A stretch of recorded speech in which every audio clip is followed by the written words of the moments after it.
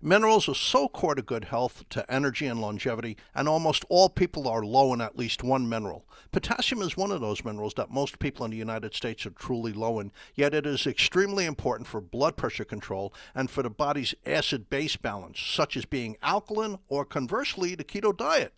Yet research is lacking, especially in reference to the effects of many minerals on blood pressure.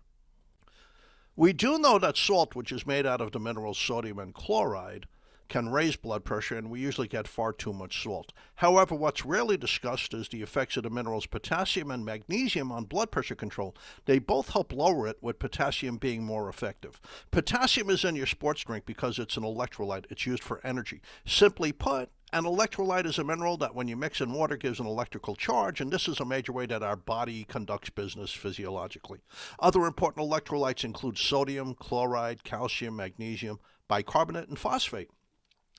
Sodium is the major electrolyte in our body fluids, such as in our blood.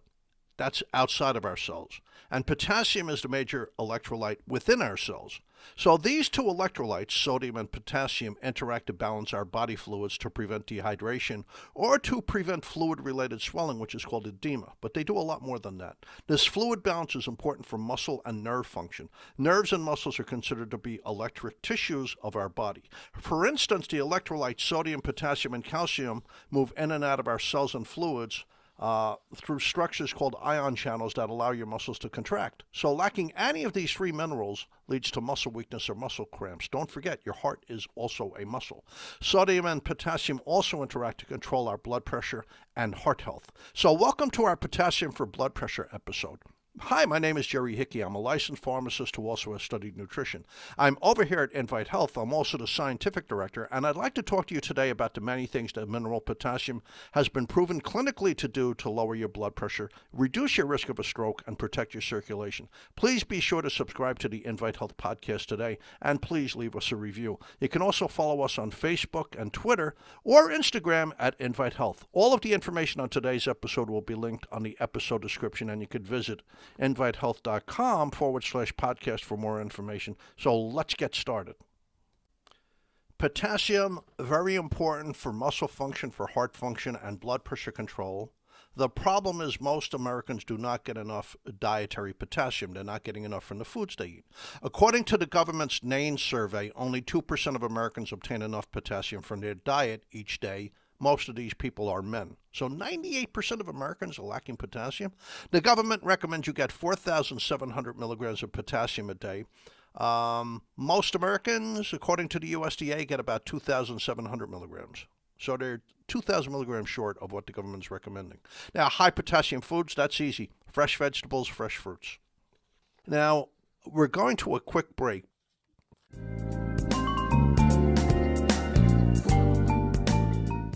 This podcast is brought to you by InviteHealth.com. For over 20 years, Invite Health has provided premium quality supplements and expert advice you can trust.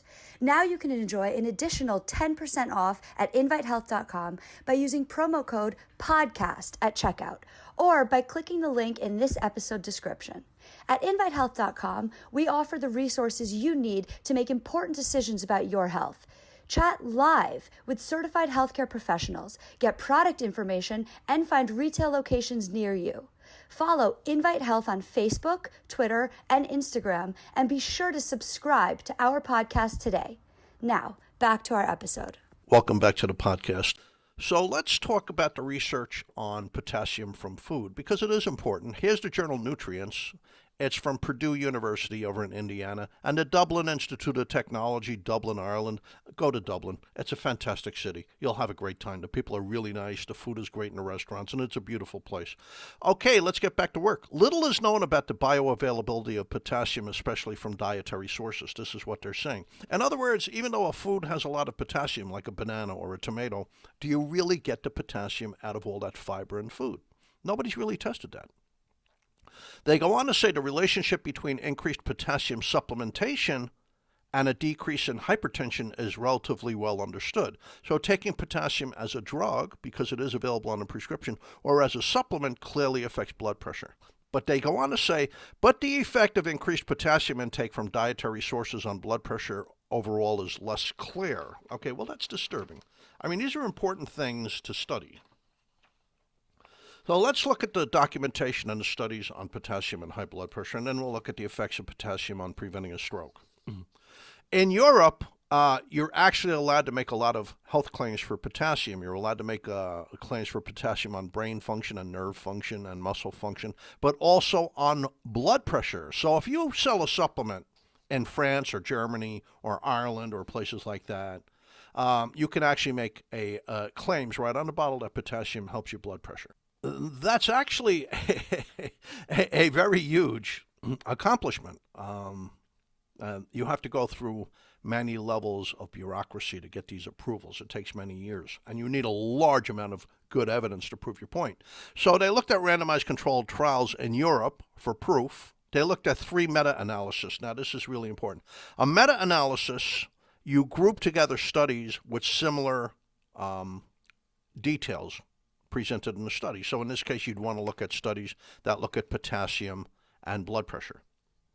And then you group these studies together, and you pick out the ones that are well reported, they're well documented, they're well created studies, they're planned out well, there's a lack of a risk of bias. So in 3 different meta-analysis, which could be dozens and dozens of studies, because, a meta-analysis could be 4 studies, it could be 100 studies, report a significant association between potassium intake and lower blood pressure. And European authorities go on to say, European and American professional associations recommend to increase dietary potassium intakes for the prevention and management of hypertension, which means high blood pressure. So that's a big one. So here's BMJ. BMJ is an abbreviation for British Medical Journal. When I was a kid, it was called British Medical Journal. Now it's BMJ. Cutting down on salt and at the same time increasing levels of potassium will have major health and cost benefits across the world, according to several new studies. Such a strategy will save millions of lives every year from heart disease and stroke, say the experts. Much evidence shows that reducing salt intake lowers blood pressure and thereby reduces the risk of a stroke and heart disease. Don't forget that the number 1 cause of a stroke is high blood pressure. The number 2 cause is a type of arrhythmia of the heart called atrial fibrillation, which is often caused by high blood pressure. So high blood pressure by far is the cause of strokes. So the first study they looked at in the British Medical Journal examined the effects of modest salt reduction on blood pressure from 34 clinical trials. It found a modest reduction in salt for 4 or more weeks, and that little amount of time led to significant falls in blood pressure in people with both raised blood pressure and normal blood pressure. Now, that's important. Across the board, population-wide, even in people with normal blood pressure, if you could reduce blood pressure another 2 or 3 points, that's going to prevent the development of heart disease 10 or 20 years down the road. It's an important finding. Let's go on to say, the effect was seen in both men and women, and Caucasians, and black people and white people. It didn't matter. It helped everybody, thereby reducing stroke risk, heart attacks, and heart failure across these populations. So then they looked at potassium. Another analysis on dietary potassium. Well, it's not on dietary potassium. It's on potassium intake, so it could also be drugs or supplements. It's from 33 trials over 128,000 healthy participants. It showed that increased potassium intake reduced blood pressure in adults. Higher potassium intake was linked with a 24% lower risk of stroke in adults. I mean, that's huge, 24%. So lowering blood pressure lowers your risk of a stroke. That's something that's very well documented. So let's keep on going. Here's the headline. More than just sports hydration, researchers outline association between electrolytes and blood pressure. Okay, so here we go again. Lowering sodium, so, from salt, and increasing potassium may exert convincing blood pressure lowering effects, especially in hypertensive individuals. This is a paper by Austrian researchers. It's in the journal Nutrients. It's from the Medical University of Vienna in Austria. Lowering sodium and increasing potassium intake helps lower blood pressure among individuals with high blood pressure. The maximum extent, this is important, the maximum extent of systolic blood pressure lowering, I'll explain what that is in a second, was approximately in the order of 9 millimeters of mercury, which roughly equals a monotherapy with an antihypertensive drug. I mean, that's unbelievable. Higher magnesium intake was also associated with beneficial effects on blood pressure. These conclusions came after a review of 32 peer-reviewed meta-analysis. This could be hundreds of studies published within the last 10 years that study the effect or association between electrolytes and blood pressure. Okay, so looking at 32 peer-reviewed meta-analysis, which could be hundreds of studies, that included a very large number of people. If you have a higher level of potassium, your blood pressure could drop 9 points to your systolic. Now that's important. Systolic is the top figure. That's when the heart is actively pumping blood. And they're saying that equals like taking one high blood pressure drug. That's really a big time finding. So now let's look at stroke. In fact, you know what? Before we look at stroke, let's just go to a quick break. Jerry Hickey for Invite Health Podcast. We'll be right back.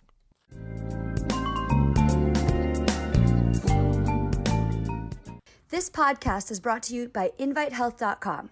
For over 20 years, Invite Health has provided premium quality supplements and expert advice you can trust. Now you can enjoy an additional 10% off at InviteHealth.com by using promo code PODCAST at checkout or by clicking the link in this episode description. At InviteHealth.com, we offer the resources you need to make important decisions about your health. Chat live with certified healthcare professionals, get product information, and find retail locations near you.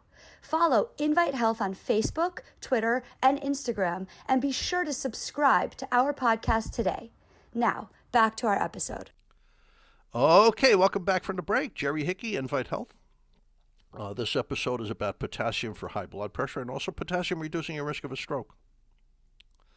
And bear in mind, high blood pressure is the number one cause of a stroke. And I'll tell you this, taking virtually any high blood pressure medication is a lot safer than having high blood pressure. I'm a pharmacist as well as a nutritionist, and I can tell you this clearly. Taking any high blood pressure drug is infinitely safer than having high blood pressure. But diet counts too. So does exercise. So does getting sleep. So does handling stress. And let me just carve that out a bit. I've had people coming in to see me at Invite Health looking for information on what supplements they should take and the foods, etc., that they should eat who have high blood pressure. And I'd see this frequently. A person could be on 2, 3, 4 drugs for high blood pressure, and they still get these amazingly high spikes in their blood pressure. So I would turn around and ask them, well, are you stressed out? And they go, yes, I'm very stressed out, for whatever cause. You know, maybe a family member was sick or something. I said, unless you take care of the stress, you're not going to fully control your blood pressure. So just bear that in mind. If you're under drugs and your blood pressure is under control most of the time, but you get stressed out and it goes up, you need to do something about that stress. We talk about stress in other episodes of our podcast. So here's the Karolinska Institute in Stockholm, Sweden. The Karolinska Institute is kind of like Tufts University. It's a major research hub up in Stockholm, Sweden. They hand out the Nobel Prize for Medicine. They hand out the Nobel Prize for Physiology. So they're very well regarded. They do a tremendous amount of research. They conducted a meta-analysis of prospective studies. In a prospective study, you're looking at people, you enroll a group of people, and you watch them over a certain amount of years. And they said the evidence indicates that potassium intake reduces blood pressure. They looked at 10 relevant prospective studies for quantitative statistical analysis. They were assessing the relationship between potassium intake and stroke risk across these studies. They found a statistically significant inverse association. What that means is the more potassium, the lower your risk of a stroke. And here's the figure. They actually put a figure to it. So they were discussing their results. They wrote that 1,000 milligram a day increase in potassium intake was associated with an 11% reduction in the risk of suffering both a total stroke and an ischemic stroke. So let's talk about types of stroke. The most common stroke is an ischemic stroke. That's a stroke where there's a blockage, where maybe it's a blood clot or a piece of cholesterol plaque broke off and went into the neck and blocked the flow of blood to the brain. So that's about 90%, depending on which experts you read, anywhere from 70 to 90% of all strokes. Pretty much the rest are bleeding strokes, which are caused hemorrhagic strokes, which are very scary to me because you can't exactly put a Band-Aid inside somebody's brain. Bleeding strokes are more common in vegetarians because healing factors in the brain, growth factors in the brain, tend to decline in vegetarians, where blockage strokes are more common in carnivores. Now, we're going to a quick break.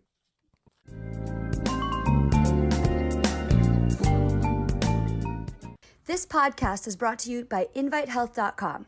For over 20 years, Invite Health has provided premium quality supplements and expert advice you can trust. Now you can enjoy an additional 10% off at InviteHealth.com by using promo code PODCAST at checkout or by clicking the link in this episode description. At InviteHealth.com, we offer the resources you need to make important decisions about your health. Chat live with certified healthcare professionals, get product information, and find retail locations near you. Follow Invite Health on Facebook, Twitter, and Instagram, and be sure to subscribe to our podcast today. Now, back to our episode. Welcome back to the podcast. But this is an amazing result. 1,000 milligram a day increase in potassium, 11% reduction in the risk of suffering both a total stroke and ischemic stroke. Now, does that mean that if you had 10,000 milligrams a day, you'd never get a stroke? No. There's always a ceiling to the amount of protection. But certainly, if you get your potassium up to 4,000 or 5,000 milligrams a day, the average American gets 2,700 milligrams a day. So if you get it up to the 4,700 milligrams a day, that's reducing your stroke compared to other Americans by 22%. I mean, that's pretty darn good. So here's a study reported by the Oregon State University, their Linus Pauling Institute. They followed 43,000 men for 8 years. They found that men in the top quintile, so that'd be the top 20% of potassium intake, averaging about 4,300 milligrams a day, which is almost what the government recommends, were only 62% as likely to have a stroke compared to men taking in the typical amount of potassium that people take in America every day, 2,400 milligrams. And the effect was even stronger for men with high blood pressure. So an average Joe getting 4,300 milligrams of potassium every day, 62% less likely to have a stroke than a guy taking in a regular amount of potassium every day. Now, in the NANES 3 survey, increased potassium lowered blood pressure. The top figure in your blood pressure dropped about 7 points, the bottom figure 3 points. Now, this is in people with high blood pressure and people with hypertension. That's important. The top figure in your blood pressure is called systole. That's when your heart is actively pumping out blood. The bottom figure is called diastole. That's when the heart is getting a tiny rest. It's refilling with blood. So lowering that bottom figure by 3 points in general, it takes a huge amount of stress, a huge workload off your heart, because your heart's beating almost 37 million times a year. It's beating over 100,000 times a day. So that little rest is so important. And they found that if you lower that bottom figure 2 or 4 points, right there, you're lowering the risk of a stroke. So here is another study. And this is in women. It's in the Journal of the American, it's in the American Journal of Clinical Nutrition. It's from Harvard researchers. And they found that both magnesium and potassium reduced the risk of stroke in women. It was data from 2 big studies. Over 86,000 women from the Nurses' Health Study and almost 95,000 women from the Nurses' Health Study number 2. Now, for the Nurses' Health Study 1, the original Nurses' Health Study, they had over 30 years of data. And from the Nurses' Health Study 2, they had 22 years of data. Among women whose intake of magnesium from food and supplements was among the highest 20% of all participants, the risk of stroke was 13% lower. For potassium, the risk of stroke was 11% lower. So they both had an impact. So what if you already suffered a stroke? Here's the American Journal of Clinical Nutrition again. It's a whole bunch of academic research institutions. What they found is if they added potassium and magnesium to your salt after a stroke, you did much better. These minerals are so important to be in balance. Here's what they said.